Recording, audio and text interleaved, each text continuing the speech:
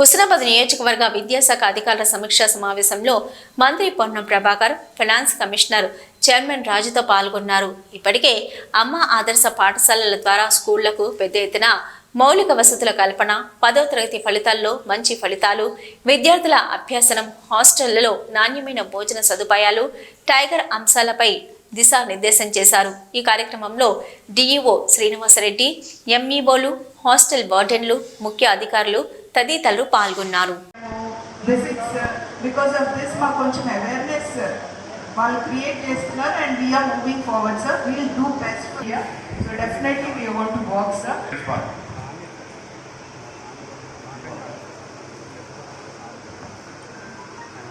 వేదిక మీద incharge ప్రిన్సిపల్గా charge తీసుకున్నాను. మా ప్రిన్సిపాల్ వచ్చేసి డిస్ట్రిక్ట్ డిఐఓగా ఎఫ్ఎస్సీగా వెళ్ళడం జరిగింది.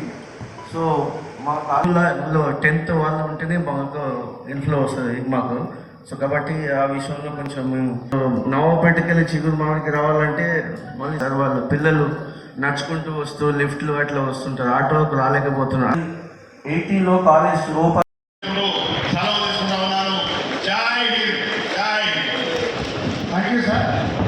ఈరోజు కార్యక్రమానికి అవగాహన ఉంటాయి అనే దానికోసం వారు కూడా వస్తే వారు కూడా తర్వాత కన్సర్న్ పోలీస్ స్టేషన్కి ఇన్స్ట్రక్షన్స్ ఇస్తారు. కస్తూరిబా పాఠశాలకు సంబంధించి సైదాపూర్ ఇన్విటేషన్ ఇవ్వడానికి వచ్చాను. And at the same time ఏదైతే డ్రగ్ డి అడిక్షన్ అంటే ఎస్పెషలీ గవర్నమెంట్, మన కాంగ్రెస్ గవర్నమెంట్ రేవంత్ రెడ్డి గారు కూడా మా టీచర్ చెప్పినటువంటి విషయాలు ఏవైతే ఉంటాయో దాన్ని ప్రాక్టికల్గా ప్రతిదీ కూడా చేయడం నేర్పిస్తారు. దానివల్ల